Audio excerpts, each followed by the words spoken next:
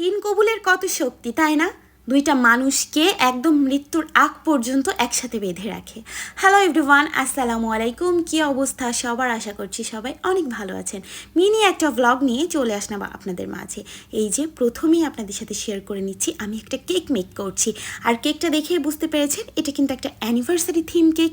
আর এই কেকটার colour combination plus এইটার হচ্ছে শেপটা দেখে কিন্তু অনেক বেশি ভালো লাগছে তাই না? একদম অ্যানিভার্সারি ফিলটাই দিচ্ছে। আর এটা হচ্ছে রসমালাই ফ্লেভারের কেক, আমার পেজের মোস্ট ডিমান্ডিং একটা কেক। এত বেশি মজা এটা খেতে, কারণ প্রত্যেকটা বাইটে থাকে রসমালাই। আর আমি যখন রসমালাই ফ্লেভারটা ফার্স্টে ট্রাই করেছিলাম না, তখন কিন্তু আমার কাছে স্টিল হচ্ছে চকলেট ফ্লেভারটা ভালো লাগতো, কিন্তু এখন রসমালাই আমার ফেভারিট একটা ফ্লেভারের কেক হয়ে গেছে। এরপরে বানিয়ে নিয়েছিলাম হচ্ছে চকলেট কেক পুডিং, আর এটা আমার আম্মুর খুব পছন্দ। রসমালাই ফ্লেভারের কেকটা আমার আব্বু অনেক বেশি পছন্দ করে। তো দুইজনের কথাই চিন্তা ভাবনা করে আমি দুইটা কেক বানিয়ে নিয়েছি, আর তারপরে এগুলো নিয়ে চলে আসলাম আম্মুর বাসাতে। একটু সেট করে দিলাম, সাথে কিছু ফ্লাওয়ার্স রাখলাম। আর এখন আপনাদের যেটা দেখাবো, যে ক্লিপটা, সেটা হচ্ছে খুবই ইমোশনাল একটা ক্লিপ। সেটা হচ্ছে কি জানেন, আব্বু আম্মুকে গিফট দিচ্ছে। গিফটটা কি? গিফটটা হচ্ছে একটা বালা, আর যেটা আব্বু পড়াতে গিয়ে একদম যুদ্ধ করার মতোই অবস্থা, কারণ আব্বু এটা ইউজ টু না। তো যাই হোক, এটা হচ্ছে আব্বুর দেওয়া আম্মুকে তার অ্যানিভার্সারি গিফট। এরপরে চলে আসলো মোস্ট ফেভারিট পার্ট, সেটা হচ্ছে কেক কাটিং। যদিও আব্বু এটা একদমই পছন্দ করে না, মানে কেক টেক কাট করা, কিন্তু ওই যে সারার বায়না কি আর ফেলতে পারে? তো সারার আবদার পূরণ করার জন্যই আব্বু একটু সারাকে হেল্প করছিল কেক কাট করতে। এই দিকে আমার ছোট্ট মিহু ওয়েট করছে কখন তার নানাভাই তাকে কেক দিবে, কিন্তু তার নানাভাই তাকে কেক না দিয়ে ফার্স্ট বাইটটা কিন্তু সারাকেই দিয়েছে।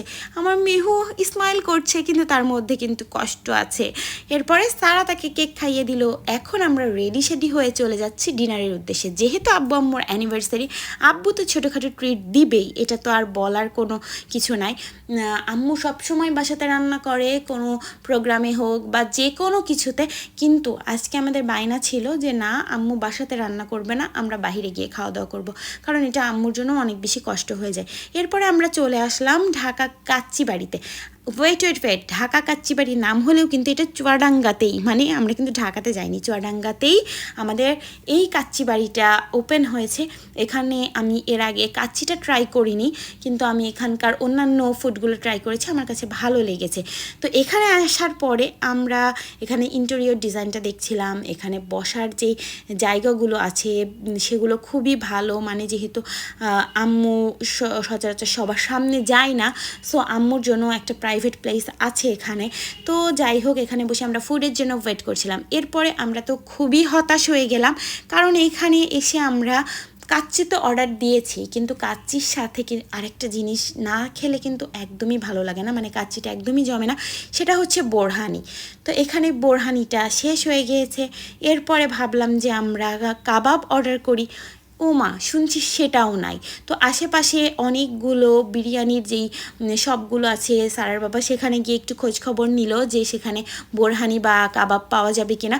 তো কোথাওই আসলে পাওয়া যায়নি। তো অনেক বেশি খারাপ লাগছিল, কারণ কাচ্চির সাথে বোরহানি আর কাবাব না হলে কিন্তু আমার একদমই ভালো লাগে না। আর এদিকে সারা হচ্ছে মোরগ পোলাওটা খাচ্ছিল, সারার কাচ্চি পছন্দ না, তো ওর জন্য আমরা মোরগ পোলাও অর্ডার করে দিয়েছিলাম। এইদিকে আমাদের কাচ্চি চলে এসেছে, আর হচ্ছে এখানে আছে একটা বড় সাইজের মাংসের পিস, সাথে হচ্ছে একটা ডিম।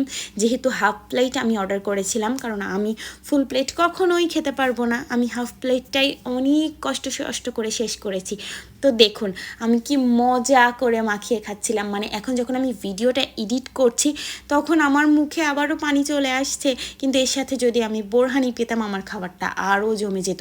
আমার এরকম কাচ্চির সাথে কাঁচা মরিচ, লেবু, শসা দিয়ে সুন্দর করে একসাথে নিয়ে যখন আমি মুখে দিই, উফ কি যে সুন্দর একটা ফ্লেভার, আর কি যে মজার একটা টেস্ট আমার মুখের মধ্যে ব্লাস্ট করে, এটা বলার মতো আমার কোনো ভাষা নেই।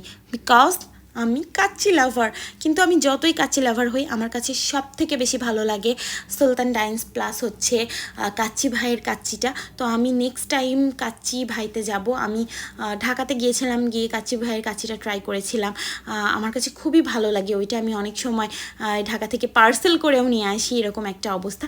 আমার এই ভিডিওটি আপনাদের ভালো লাগলে লাইক, কমেন্ট, শেয়ার করে পাশে থাকবেন, আর আমার আব্বু আম্মুর জন্য দোয়া করবেন। আল্লাহ হাফেজ।